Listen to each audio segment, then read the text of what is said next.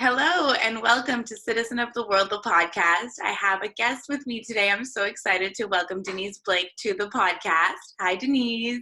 Hi, Kathleen. Thanks for having me. Of course, of course. So Citizen of the World, the podcast really inspires action outside of our comfort zones. By being who we truly are, we're making the world a better place for ourselves and for everybody around us. So this podcast really motivates people to step outside their comfort zone and to shine their light brighter. And that's why I'm really excited to have Deniz on the podcast today, because Deniz's whole business is basically built around helping people find their true potential. So I don't want to take too much of your spotlight, Deniz. Tell me about yourself and your business. Well, I am a registered cardiology technologist, so I work at a hospital all week long. And I'm also a certified health and life coach. So I have my own business on the side. I help busy entrepreneurs or busy professionals who are looking to find more purpose in their lives. It could be anything from their health and wellness physically to their emotional well-being, career, finances, relationships, anything that they want to enhance in their lives. So that's the basis. And I also am focusing a specific version of my life coaching for former foster youth and adoptees, because I am a former foster youth myself. Right. So you feel like you can really, really give back and help foster kids that are currently stuck in the system, or kids that are outside? Well, it's more for those who are aging out of the system. There's already services available to those who are in the system. And I know that when I was aging out of the system, there was a big gap for those who were actually out on their own. Right. So I think that need is there, and that's what I'm hoping to dive into once my business grows more. And that's what's so unique about starting a business, is that it's good to start a business when you see a need for it, right? Yes. That's when the best businesses come out, because you saw this gap and people need this more support, especially leaving the system and starting to be adults. So how did you get into life coaching? Well, I was struggling with some of my own anxiety and just feeling like, okay, well, I love my profession as a cardio tech, but I felt like I wasn't living my purpose. Right. So I did a little bit of research. I was like constantly reading motivational books and listening to podcasts and following people online that were inspirational and, influencers in the self-help and personal development genres. And I thought, well, how can I get into that and help other people that are going through what I'm going through? Because I'm in my 40s, right? I'm not a young woman anymore, but this time of my life, I'm like, okay, well, I should be completely happy. I have a good job. I have a good relationship. I'm content for the most part, but I wasn't settled inside myself. Yeah, like there was something more that I needed to do. So I did some research and I found a Health Coach Institute, and that's where I did my health coaching certification, and then went on and did my life coaching certification as well. Oh, wonderful. Congratulations, Denise. I can really relate to what you're saying of like needing to feel this purpose inside of us. Can you tell us a little bit more about what that felt like for you? Like, what did it feel like to not feel like you're living out your true purpose? Well, there was something missing. It's hard to explain it. I knew that there was more to my life, to be able to give something, but I wasn't really sure what it was. I knew that I needed to do something more, and I needed to be able to help people on a higher level other than just doing cardiac testing. And I'm really into like inspirational quotes and reading all of these things that help others, and I wanted to be able to do that myself. So I just kept searching, and I thought, like, okay, now I feel like that spark that I was chasing, I found it. Yeah. If that makes any sense. It's amazing. Absolutely, it makes sense. And so many people, I think, feel this this emptiness inside them, but don't know what to do with it. Like it Yeah. takes a long time. You were lucky to have already been listening to inspirational Mm-hmm. podcasts and books, this and that helped you align to this to put you in that right direction. But so many of us are lost and looking for their potential and just don't know where to find it. Mm-hmm. So it's great that you were able to feel that and to feel fulfilled now and helping other people at the same time. Have you ever had a life coach? Yes, I have actually during my training at Health Coach Institute. That was one of the things that we had to do for our training to be able to coach others and have someone coach us as well. So we were each other's coaches. So we learned hands-on how to dive in deeper. Like it's not just you give advice or whatever. We don't give advice. We don't and there's no judgment. It's in a note. It doesn't matter what the person is going through. You just ask questions and you dive deeper and deeper into their lives and what it is that they're looking for to feel fulfilled. And they basically answer their own questions and find their own purpose and their own way to get to where they want to be just by having that support and accountability through a life coach. It's a very empowering process, wouldn't you say? Yes, absolutely. You empower the client to find the answers to their own, I guess, roadblocks. Right, Mhm. exactly. And so within you having a life coach, did it bring up some energies for you through that process? Absolutely. I dived deeper into some of the things that I thought were stopping me from moving forward.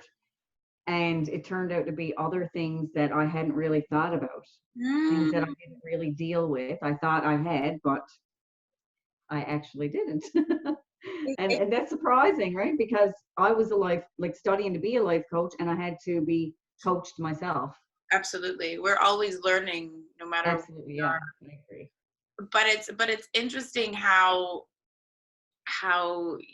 you were able to pull out to learn new things from this as well. And a lot of people, I think, are afraid of self-discovery and pulling aside these difficult things within us that need to be identified so that we can move forward, right? Like what Yes. advice would you give for somebody who's afraid to look at their closet, right? Afraid to look at who they Hmm. truly are. Well, you have to get uncomfortable in order to move forward. If not, you're just going to stay stuck in a place where you don't want to be, and you're not going to be able to live a fulfilled life if you're still harboring all those things and burying them deep and not facing them. Absolutely. Um, if you want to move forward, you have to face them at some point, or you're just going to stay stuck. Absolutely. Absolutely. I agree with you completely. We need to go through something in order to like a butterfly. You need to transform to be able to realize your Exactly. so And it's like you say, you have to step outside your comfort zone. It'll yeah, never change, right? Your life is not going to change if you don't get uncomfortable. And eventually that uncomfortable thing is not going to be uncomfortable anymore. It'll just be something that you overcome. exactly. It all comes with habit. Hmm. But what I wanted to talk to you about is trauma. That how do you think that trauma awakens us to our true purpose? Like we're talking about being uncomfortable. Of course, trauma gets us out of our comfort zone without even us trying to, and we go through these things. And how can we grow from trauma instead of being like, I'm the victim, this happened to me, I can't move forward in life, but instead taking that trauma and turning it into a good. Hmm. Um, well, in my life, I've experienced that if you have the mentality of, oh, poor me, I'm the victim, then you're always going to be in a place where everything is happening to you, right? Right. It's always going to be a negative response.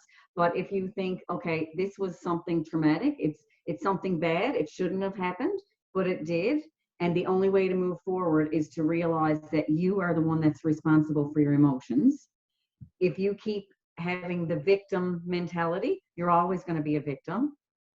You need to take the resentment that you feel towards whomever or whatever experience it is that you had, and turn it into resilience to move forward and know that you're a stronger person for it. Because some people just are not able to deal with it and don't get through those things and they stay stuck. So you have to constantly remind yourself you have the power to move forward. Absolutely. And it's kind of like taking that trauma and turning it into a strength. And but Exactly. what you said that I like the most is like you have to be responsible to know that you can move your life forward, and like whatever did happen, you have to pull that in you to keep going. That's right. And I'm not trying to minimize the emotions that are attached to those traumas, because I've been there myself and I know how hard it is.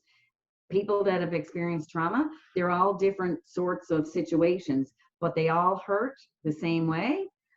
Just everyone deals with them differently. And you have to take the strength inside you and just put some spite into it and say, this is not going to get me. I'm going to beat this, and I'm going to be stronger and move forward. And I'm not going to let this crap dictate my future.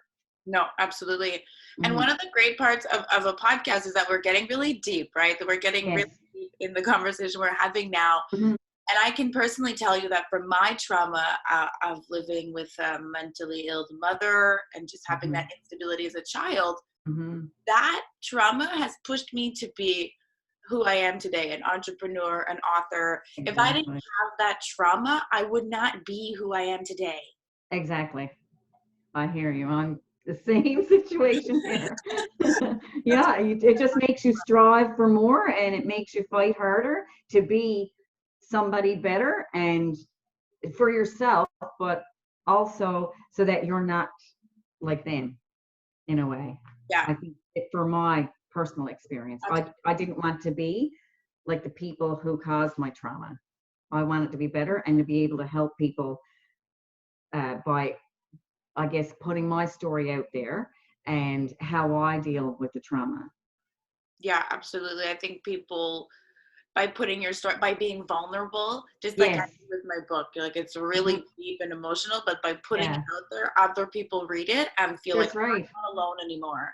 Exactly. And people are feeling similar feelings to what you had experienced, and they're like, oh my God, this happened to me too, or I went through this experience as well. Like, I'm not by myself. I'm not alone. There's somebody out there that gets me. Yeah, and what's remarkable about what we're talking about is this is exactly how we met. Exactly. Yeah, in the pool in Dominican Republic, and we were like, oh yeah, well, I'm writing a book, and I was like, yeah, I'm writing a book, and I'm a life coach, and you were, I'm an entrepreneur. It was crazy how we met. It's a rainy day, right? It was raining. Yeah, it was pouring, but we didn't get out of the pool because we're tough. The crazy Canadians in the pool. Yeah, so I was in Dominican with my husband on our honeymoon, and it was really a quiet week. It was raining, and then we just decided to go into the pool, and we met these beautiful newfies, and we just started talking about our life story, just right in the pool. Like, we got right deep right into it. I know.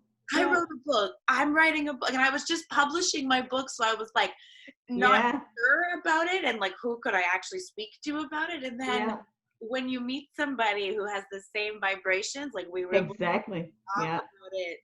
Yeah.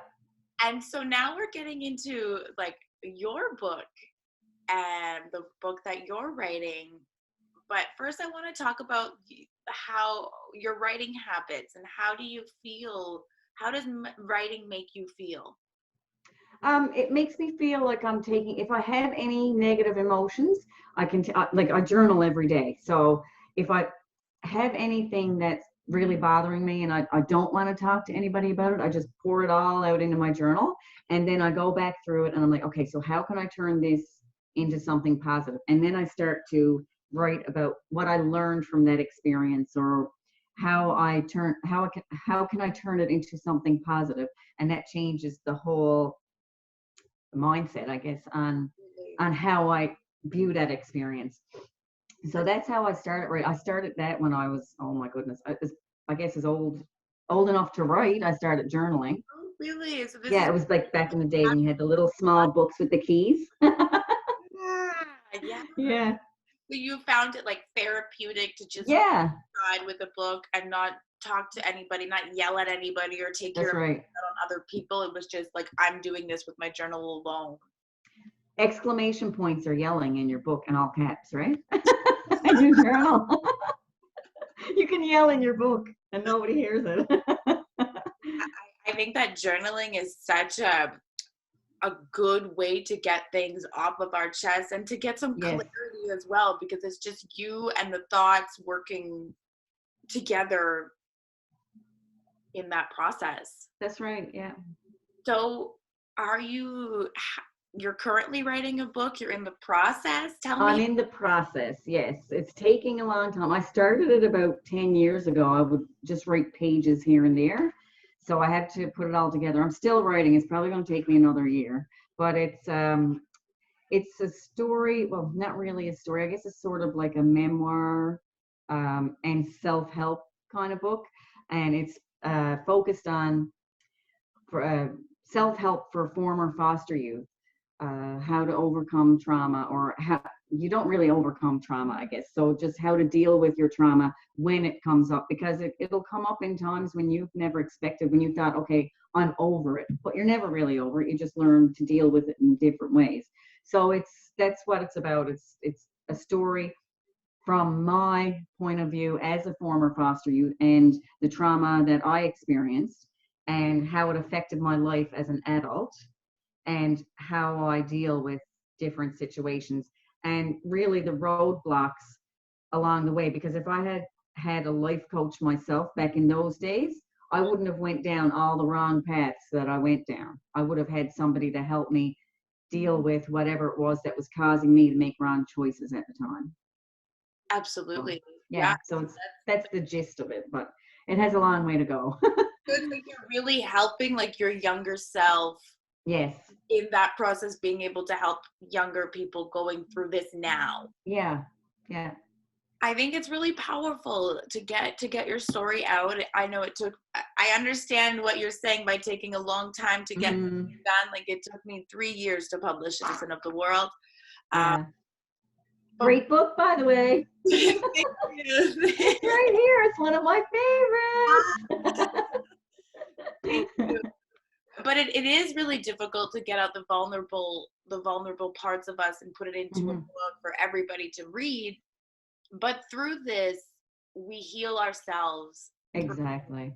And you're helping others heal themselves. Like I love what you do in the book. You have, let me see if I can find one.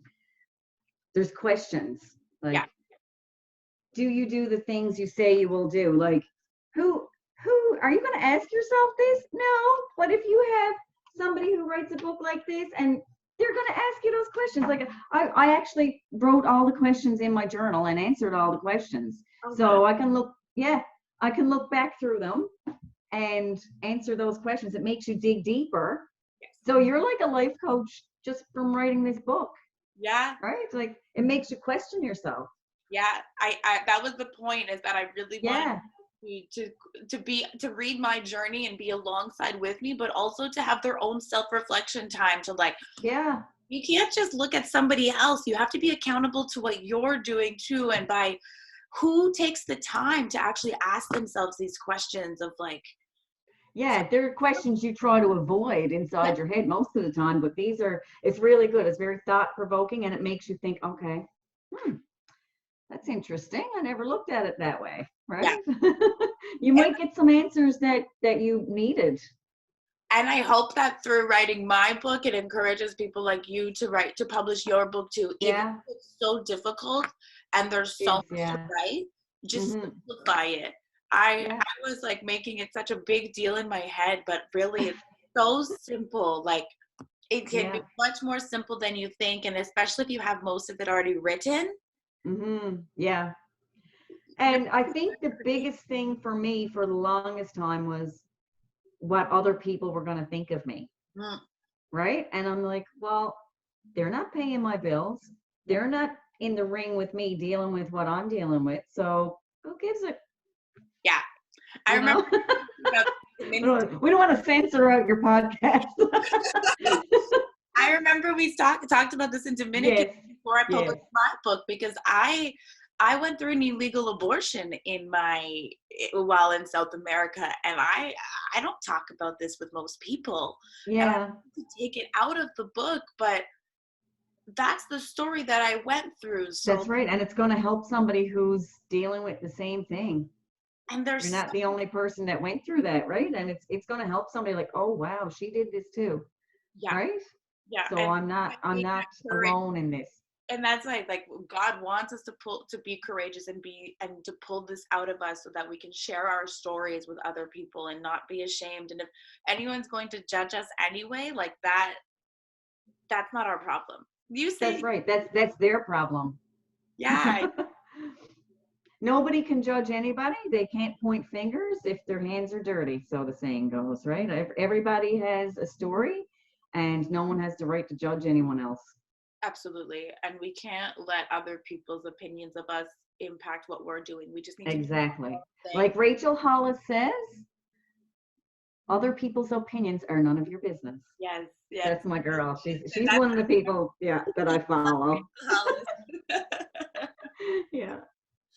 So tell us how writing, how tapping into the creative flow, because so many of us, it's an amazing in your story too. You're a full-time cardiologist. You could have just stayed with that. You could have just stayed with the 9 to 5 work, but instead you were feeling pulled to pull out this creative process in you by journaling, having your own business, and now writing a book. So how does it feel to tap into this creative process?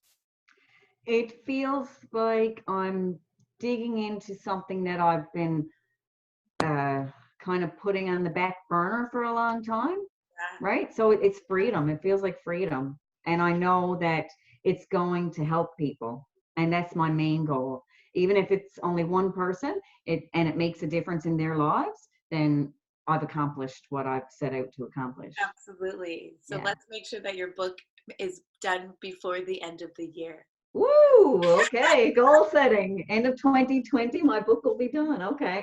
No pressure, no pressure. Pressure's on. Pressure's on. Sometimes a little fire is good though, right? Like Yes. if we Yeah. just keep to ourselves, that's the whole point of a life coach, to be accountable, right? So That's that, right. Yeah. So yeah. you're my life coach now.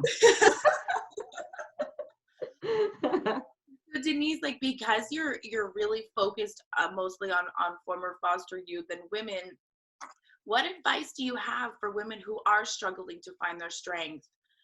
How are some ways that people can be empowered when they are feeling depressed or lonely, anxious? Like it's so difficult to pull yourself out It of is. these Yeah. situations. And that's one of the things, one of the reasons why I started the health and life coaching certification was because it was that was my main focus before I changed gears a little bit into the former foster youth. But I still do have coaching programs for women who are dealing with these because I was going through it myself. I had anxiety. I was depressed. I actually had to start taking medication. I was working out all the time, and just that was my go-to for dealing with anxiety. And when I got in a dark place, but it just wasn't working anymore. And I thought, okay, so I took the medication for about a year and a half, and I was like, I have to stop this. I was putting weight on. That was a side effect. And I'm not a very big person anyway, but I started to feel worse about myself physically, Wow. and not just because of the weight, but because I felt uncomfortable in my skin, Yeah. right? Yeah.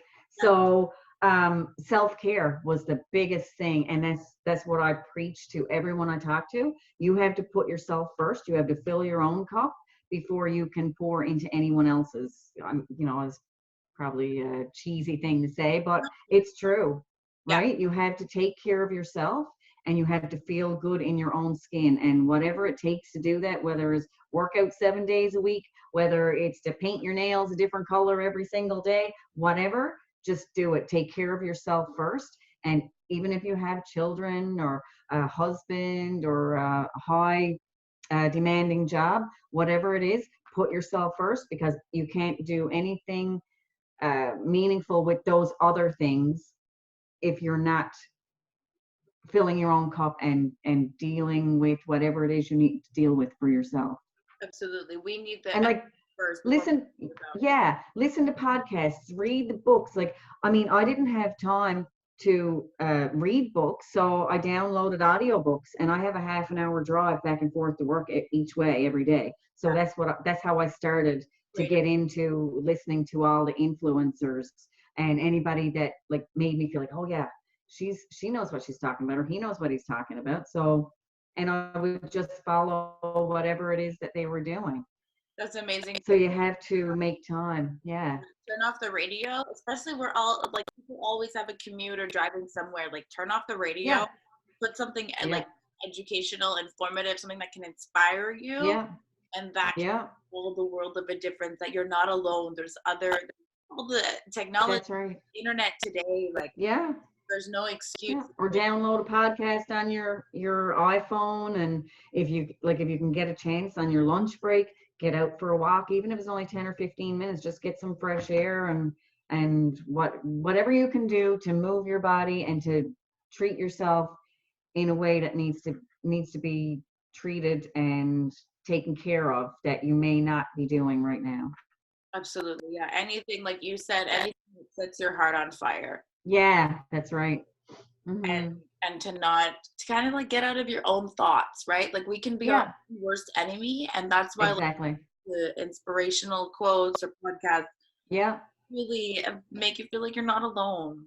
That's right. And whenever I get into that mindset, like if I start, it's a slippery slope where you start and you're like, you start feeling bad about something, and then this is where the anxiety comes in, because you're creating scenarios in your head. Well, what if this happens, or what, like, who gives a crap? Like, just focus on yourself in the moment, and then gradually those anxious and future thoughts of negative situations will disappear. Absolutely. Put yourself into a book that's inspirational, or listen to a song that fires you up, or watch a movie. Like, even if you're like not a physical person, you don't like exercising or whatever, read a book, listen to a podcast, watch something on Netflix. I don't know, maybe something about puppies or whatever is good and makes you feel good. Yeah, that's amazing, Denise. You have such a warm soul, this is a great energy to help people. Even though you're in Newfoundland, I mean, I can still feel you. Oh, thanks. It's amazing to have met you and to have you on the podcast. So if for people that want to work with you, how can they get in touch with you? They can go to my website, msdenisblake.ca. So msdenisblake.ca. My email is info@msdenisblake.ca, and I'm on Instagram and Facebook. So Facebook is Denise Blake Health and Life Coach, and Instagram is @MsDeniseBlake. Perfect. And all of these links are going to be in the Citizen of the World blog as well. Okay. Can you work with anybody anywhere in the world? Absolutely. Yeah. It's all online or over the phone. We can do videos like on Zoom or on Facebook, FaceTime, Facebook Messenger, audio, whatever is more comfortable for the person, because not everybody likes face-to-face. Absolutely. And nobody, like, that's what's so nice about this, is like, you can connect with somebody that's far away from you online that has a different perspective than the people within your own circles. That's right. I really appreciate hiring a life coach that is remote. Yeah, and it doesn't limit people. Yeah, there's no geographical restrictions, right? So that's amazing. Thank you so much, Denise. Thank you for having me. Of course. It's awesome. And it was good to see you again. Yes, I'll have to come visit Dad. Yes, you have to plan your visit. Yes. Looking forward to that. Thank you so much for being on the podcast today. Denise has let everyone know where they can reach her, and there's going to be a link in the show notes as well to Denise's website.